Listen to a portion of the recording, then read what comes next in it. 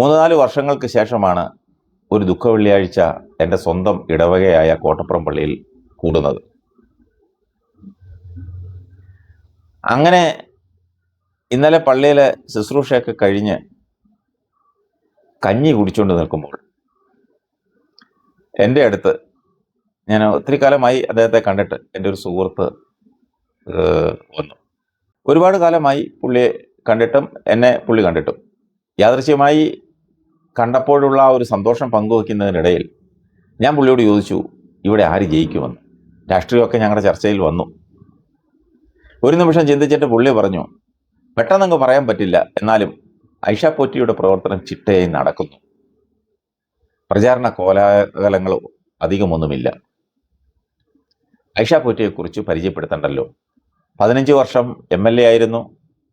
തലക്കനമോ ജാടയോ ഒന്നുമില്ല. ആരെ കണ്ടാലും ചിരിച്ച് കുശലം ചോദിക്കും. സാധാരണക്കാരൻ ആഗ്രഹിക്കുന്നത് അതല്ലേ? അവനെ കണ്ടിട്ടും കാണാത്ത മട്ടിൽ പോകില്ലല്ലോ. മാത്രമല്ല അഴിമതിയില്ലെന്നും മറുപടി പറഞ്ഞു. അപ്പോൾ ഞാൻ ചോദിച്ചു, വിജയസാധ്യത ഉണ്ടല്ലേ എന്ന് ചോദിച്ചപ്പോൾ ആ സുഹൃത്ത് പറഞ്ഞത്, ഞാനൊരു ഇടതുപക്ഷ ചിന്താഗതിക്കാരനാണ്, പക്ഷേ ഇത്തവണ എൻ്റെയും എൻ്റെ കുടുംബത്തിൻ്റെയും വോട്ട് ഐഷ പോറ്റിക്ക് ചെയ്യുമെന്ന്. ഇങ്ങനെ പറയുന്നതിൽ നല്ലൊരു ശതമാനം ഇടതുപക്ഷക്കാരുണ്ടെന്നും പുള്ളി പറഞ്ഞു. അത് കേട്ടപ്പോൾ സത്യം പറയാമല്ലോ, എൻ്റെ കണ്ണ് തള്ളിപ്പോയി. വീണ്ടും പുള്ളി പറയുക, ഇപ്പോൾ ഒരു ചരിത്ര സംഭവം ഓർമ്മ വരുന്നു.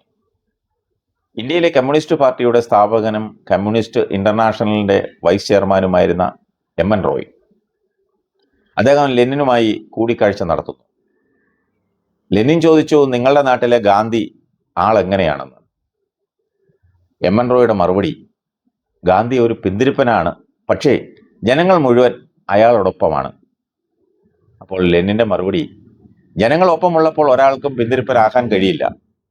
ചെലവേറിയ പ്രചരണ കോലാഹലങ്ങൾ ഒഴിവാക്കിയെങ്കിലും അഴിമതിയിൽ മുങ്ങിയ ഒരു സമൂഹത്തിൽ അഴിമതി രഹിതയെന്ന് പൊതുവെ കരുതപ്പെടുന്ന ഐഷ പോറ്റി ജയിച്ചു കയറിയാൽ അത്ഭുതപ്പെടേണ്ട കാര്യമില്ലെന്നും എൻ്റെ സുഹൃത്ത് പറഞ്ഞപ്പോൾ എനിക്ക് ഉറപ്പായി ആർക്കും പ്രവചിക്കാൻ പറ്റാത്ത ഒരു മത്സരമാണ് കൊട്ടാരക്കരയിൽ നടക്കുന്നതെന്ന്.